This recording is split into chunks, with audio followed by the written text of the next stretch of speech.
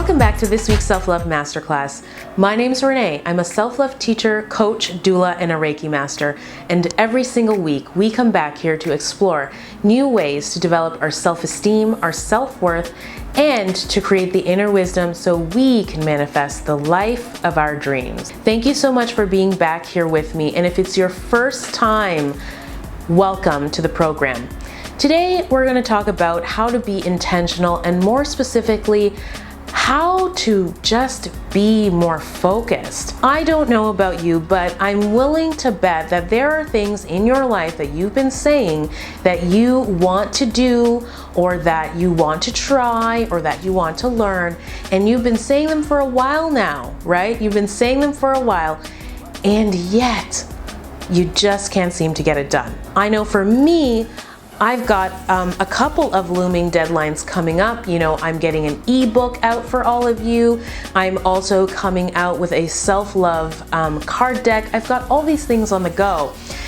But sometimes it just feels like you just can't find the time to get it all done. Now, before I get into the 3 tips, because there'll be 3 tips in this video, I want to just talk a little bit about having compassion for ourselves, okay? Because I work with people from all walks of life on, helping them to have better self-esteem and self-worth. And that includes often, creating goals and then getting to a point where we actually stick to our goals. And often I'll hear people say things like, but I never get things done, or I'll never find the time, or I'll never figure out what I want to do with my life. That nevering that we're doing to ourselves is really us being very critical and very hard on ourselves, pardon me. And I want us to stop using that word never when it comes to ourselves and our dreams and our possibilities. All it does is hold us back. And I know that for many of us, because we feel like we failed in the past, or because we feel like our self-esteem is not quite where we want it to be, there's a bit of some lack of trust there. And if we don't correct our speaking, we're going to continue to bring more of that failure or that self-doubt into our systems, into our minds, and into our lives. Let's just be more kind to ourselves, and let's stop using words like never when it comes to our dreams and our hopes. Okay? Tip number 1 is create a self-love intention. Now, if you've been watching my videos for quite some time, you know that this concept isn't new, but I really feel the importance to bring it up again in the context of being more focused, because sometimes people don't understand that this one thing can alter every single thing in their life. So, what is a self-love intention for my friends who are new and watching this? A self-love intention means that the moment you wake up in the morning, the very first thing that you want to do is you want to create an intention for who you want to be or what you want to have. So, for example, you could say, my intention is to be powerful today. My intention is to be grateful today. My intention is to have 3 new clients today. And why you want to do that first thing in the morning is because you want to train your brain and you want to align your body with what you actually want. You see, when we don't do that, what happens is we go into default mode. We go into the default way of being. We go into these patterns, right? And so we become the same person that we were yesterday, or the same person that's not getting the stuff done. So create your self-love intention. Do it first thing in the morning. All right, maybe second, okay, because some of us like to pray very first thing in the morning, and talk to the universe or talk to God. But definitely the very next thing that you do is you create that intention, and it's going to uplift you, it's going to make you powerful, and it's going to align you with things in your day and people in your day who want to help you to manifest and finish what you started. Tip number 2 is allocate time, okay? And what I'm really speaking about here is creating a schedule and sticking to it. Excuse me, a lot of us actually, we create a schedule, but we don't stick to it. And part of the reason for this is because our schedule is quite unrealistic. So here's an example. Sometimes I'm working with a client and they'll say, okay, I'm going to dedicate 3 hours today to working on this new website. And the reality is, if you look at all the other things that they've got planned, they've got kids to pick up, they've got other work that they're doing, they're helping an elderly parent and all of that stuff, it's unrealistic to dedicate 3 hours of time. And so they're not looking at how much time it takes them to do the other things in their day, so that by the time they want to sit down to work on this thing, they've got too many other things that are overflowing, that the thing that they want to work on, that website, that book, whatever it is, working out, training, that thing gets pushed to the side. So it's important that you actually do the work yourself to really look at the time that you have in the day and see what amount of time you can really dedicate to the activity or the thing that you want to do. If you struggle with this, I recommend that you hire a coach, someone like myself, or even work with a psychotherapist who may be able to support you to stick to your goals and get things done. The other thing is, when you're actually creating a schedule, it's giving you a bit of a stronghold and a structure. It helps to keep you on task, essentially. And it also means that you're going to start to see how much time you waste, okay? When a lot of us don't have a schedule, we don't realize that we're spending a lot of time maybe chatting on the telephone, or we're spending a lot of time, like, you know, picking out clothes or watching TV, or doing all of these things that we could do in a much more productive way, so that would free us up a little bit more and give us some more time. So definitely work on that. You're going to see a huge difference in your focus and your intentionality if you create a schedule. Tip number 3 is stop multitasking, or just do one task at a time. We live in a fast-paced world, and I know that so many of us are juggling multiple things. Maybe you've got kids and you have a job and you're building a business. Maybe you're a student and you're doing school and you're working full-time or part-time. Maybe you just got married and you're trying to have a baby, among the many other things that you're dealing with. Maybe you've got aging parents. I mean, we're just all handling so many different things in a day that we're constantly being pulled in all different kinds of directions. But if you want to increase your productivity and you want to have the best shot at actually sticking to the things that you say you want to do and getting them done, it's best to do a single task at a time.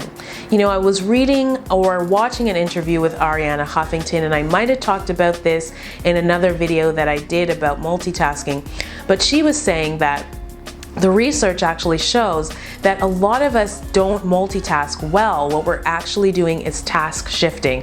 So if we're constantly task shifting, we're training our brain to be scattered. We're training our brain not to be focused. It's no wonder, right? We have such a hard time even just sitting still or even trying to meditate, because we've trained our brain to move all around constantly. Now I digress. Let's not get into the meditation thing. We're talking about intentionality and being focused. But that's part of the thing, is we've got to retrain our brain to be still and steady and to focus on one thing and to get it done. So once you finish your schedule, now it's time to just work on the specific task at hand. And you'll see a big difference, I'm telling you right now. You know what? I realize I actually have quite a few more tips that I want to give you, so I'm just going to keep going with this, and I think you guys will be all right with that. The next tip is to turn off all the distractions. I am talking about, you know, Facebook, email notifications, text message notifications, and Snapchat notifications, and whatever notifications you've got going on. The reality is that when you're hearing dinging and buzzing and beeping and all of this and that, you can't help but want to find out, what does that email say? What does that text message say? What's going on there? Or I've even, you know, worked with clients who have told me that they spend hours, like hours, scrolling through the news feed on Facebook, you know, checking out what this person's doing, what that person's doing. And it can even devolve into this thing where you're now comparing yourself to other people. It just becomes like this, you know, this dark hole, right? So if you want to get yourself out of that, I really recommend just while you're working on tasks that require your full attention, just turn that stuff off. You can always go and check it or remind yourself to go and check it, which is what I do. I don't really have anything that pushes into me anymore. I have to go and retrieve them, and I've seen a huge difference since doing that. So give it a shot, okay? Tip number 5 is really cool. So creating focus using a technique called the ABC technique. So A standing for awareness, B standing for breathing, and C standing for choice. And let me just tease this out a little bit. So A, what you want to do when you're working is just be aware. So if a distraction comes up, if something comes up, you want to just notice it and be aware of it. It's about taking a pause to see the distraction. Okay, so that's all you do right there, is be aware. Now the next part of this is breathing. So let's say you notice a distraction, and the distraction can come in many forms. It can be a notification, it can be a knock at the door, it can even be a thought, like a self-sabotaging thought, or your inner critic chiming in, something like that. So now what you're going to do is you're going to focus on your breath. And you're going to do some nice deep breathing. Even if you can close your eyes and do that, just give yourself that time to be in your awareness and now calm your central nervous system down, okay? So that's what the breathing part is. Now once you've done that, you go into C, and C is about choice. This is about choosing. You're actually going to choose if you're going to deal with the distraction or if you're simply just going to dismiss it, okay? And this is a really cool technique. I definitely recommend it. It's been very helpful for me and for a lot of clients that I work with.